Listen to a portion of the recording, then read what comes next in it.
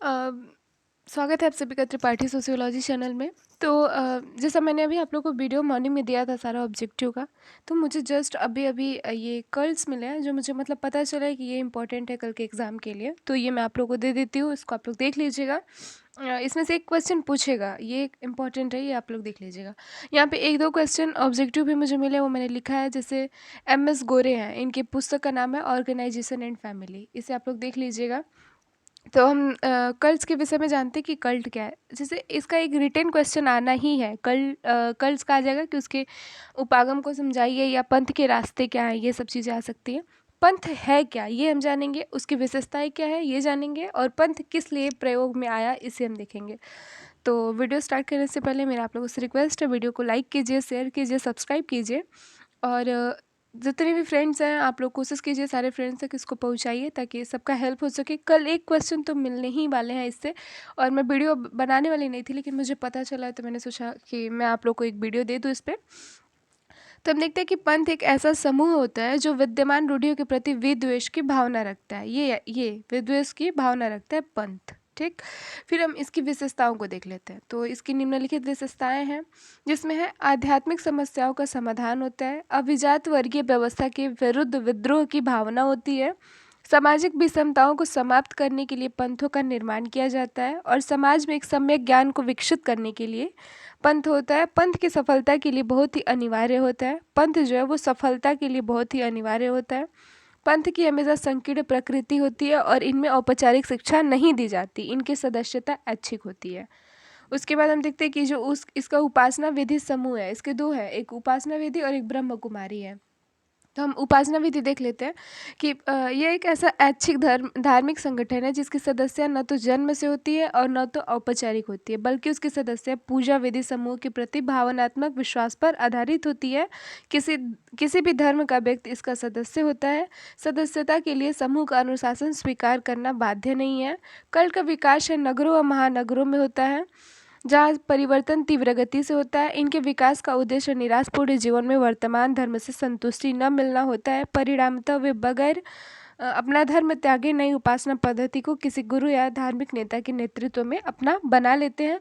भारत में theosophical society इनका उदाहरण है। इसके अंतर्गत सर्वधर्म समन्वय की बात कही गई है। ये क्वेश्चन आ सकता है कि भारत में थियोसोफिकल सोसाइटी मतलब किसका उदाहरण है या किसके अंतर्गत आता है। तो हम देख लेते हैं कि कल्ट्स के अंतर्गत ही आता है। तो अब जो इसका उपासना विधि है, उपासना विधि समूह, तो हम इसमें यही बात कही गई कि धर्म मतलब जो ये कल्ट्स जो हैं, ये पंथ मतलब पंथ के अंदर अंदर ये बताया गया कि जैसे जाति होती है, जाति का एक अपना धर्म होता है।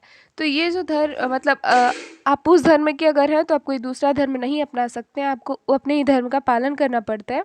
तो कल्ट्स में ये कहा गया कि कोई भी मतलब इसे एक ऐच्छिक धार्मिक संगठन माना गया, और इसके इसके आधार पर यह बताया गया कि कोई भी किसी भी धर्म का व्यक्ति हो, वो एक अलग धार्मिक संगठन को ज्वाइन कर सकता है, देख सकता है। और इसमें कोई ब्राह्मण क्षत्रिय वैश्य शूद्र ये सारी चीज़ें नहीं थी। इसमें कोई कोई एक पुरुष मतलब जो भी पुरुष ज्ञान के प्रति अग्रसर होता है, जिनके पास ज्ञान है, वो इस धर्म के धार्मिक नेता या नेतृत्व मतलब गुरु या फिर नेतृत्व में वो आ सकते हैं। तो यही चीज़ इसमें बताया गया। फिर के.एम. कपाड़िया की पुस्तक है, इम्पॉर्टेंट है, ये भी देख लीजिए आप लोग। इनकी पुस्तक है family and marriage in India 1955, और इराते कर्वे का है किनशिप ऑर्गेनाइजेशन एंड इंडिया। फिर हम देखते हैं कि 15th में मस्ताना बलूचिस्तानी का दौरा मतलब का सच्चा दौरा हुआ था ब्रह्म कुमारी।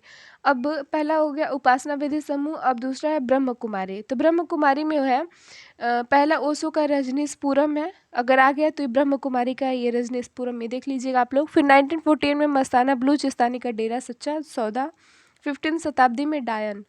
फिर हम देखते हैं कि ये क्या है ब्रह्म कुमारी। तो इसमें ये होता है कि चूंकि नगरों में जो धार्मिक है मतलब जो धर्म है उसकी आस्थाएं कमज़ोर होती हैं, और वे परंपरागत धर्म का अनुपयोगी मानने लगते हैं।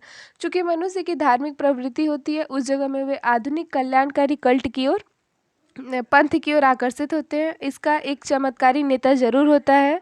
नगरों में जनसंख्या विविधता होती है, इसलिए भी वहाँ वहाँ भी एक कॉमन रिलीजियन की आवश्यकता होती है। मतलब एक कॉमन रिलीजियन होती है, उसकी कॉमन रिलीजियन की बात करता है ये ब्रह्म कुमारी। इसके इसकी सदस्यता ऐच्छिक होती है। ये धार्मिक समूह के प्रति उदार होता है। इनका कोई संगठनात्मक संगठन नहीं होता है। इसके अंतर्गत सिर्फ गुरु का सर्वोच्च पद स्वीकार किया जाता है, बाकी अन्य किसी का भी नहीं। कोई मतलब जाति, कोई धर्म या कोई इन सब चीज़ों से रिलेट नहीं है। फिर हम देखते हैं कि इसके निर्माण का उद्देश्य लोगों का मतलब लोगों के प्रति आध्यात्मिक सेवा करना होता है। कल्ट पंथ जीवन के प्रति एकाकी दृष्टिकोण नहीं रखता, बल्कि ये स्वार्थ पर आधारित एक प्रेम की भावना होती है।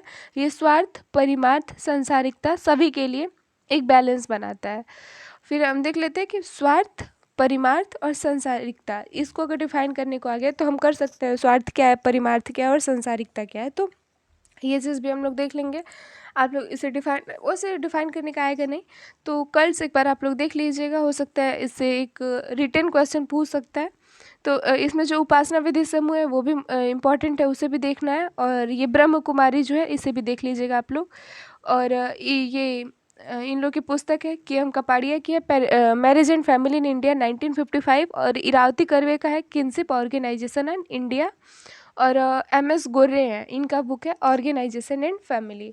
तो ये 3 क्वेश्चन तैयार कीजिएगा, कोई ना कोई एक या दो आप लोग को मिल ही जाएगा इसमें से। और कर्ल्स को पढ़ लीजिएगा, इसके दोनों उपागम को पढ़ लीजिएगा, ब्रह्म कुमारी और उपासना विधि समूह।